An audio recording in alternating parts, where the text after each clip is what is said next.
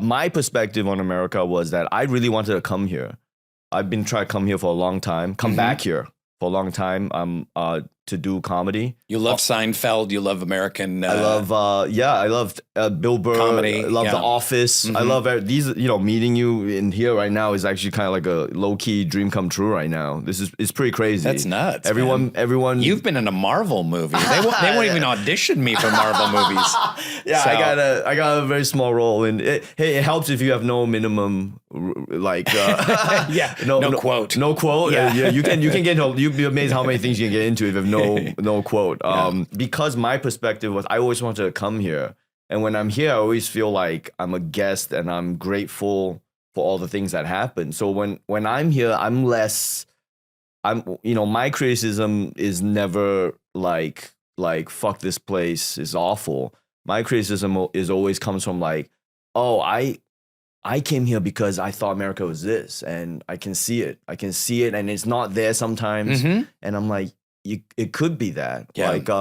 But this is an interesting argument because if you criticize America, people are like, well, if you don't like it, get out. It's like, well, no, I also criticize my wife, and it doesn't mean I want to get a divorce. It's just like I want our marriage to be better, and I want to urge her to be better, and she wants to urge me to be a better person. Yes. So Yes. can we criticize in a way to kind of like culturally urge things to evolve and move forward? I mean, the United States is based on e pluribus unum. We've never really known e pluribus unum, out of many one. But that is an ideal to strive for. Yeah. I think in a lot of ways we're getting a lot better. Yeah, I think So let's try and make even more e pluribus unums. Yeah, no, I agree. How do we take the best things from around the world and do them here? Is really the bottom line. That's really what it is, because I grew up in Singapore, and I went to law school in Australia. I lived there for 10 years.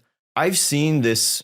They don't even call it socialism over there. They just call it, that's just how the government should work, which is where education is free, healthcare is free. In Singapore, it's a very capitalist country by, I think, any measure, but their healthcare system works. They kind of force you to save for your own healthcare by making you save your own salary. A portion of your salary every month goes to your own Medicare savings, and then the government. Kind of like ours does for Social Security. Yeah, right. And so theoretically. And then you go to like Japan and they have bullet trains, and then you're also like, well, why can't we have bullet trains? Yeah, why can't we have bullet trains? Why can't we have better healthcare system? Why can't we have... But isn't that part of our toxic political system? I always come back to our partisan, because trains are like a lefty thing because they're good for the environment and it's public infrastructure. Yeah. So then the political right is like, fuck trains. We want more trucks and highways and oil. Yeah. And then the left is like, fuck trucks and highways and oil. We want trains. Yeah. It's like, can't we all get along and have trucks and oil and highways and really fast, effective trains? Yeah, But the oil lobby is also very powerful in the right wing, and they will actively work to subvert any large mass transit projects. Yeah, and it's really sad. And I do wish people could see that. I think sometimes America does a lot of things right. Innovation here is very strong. Show business is very strong here. And so combine those two ideas, if they could sell some innovation better, that to the whole country, that would probably be a better thing. But I think sometimes Americans don't look enough to, or know enough to look at other countries and see these good ideas. Because if you've never been on a bullet train, you wouldn't even know what the hell that is. You've never even seen it. You never know how easy that could make life for people.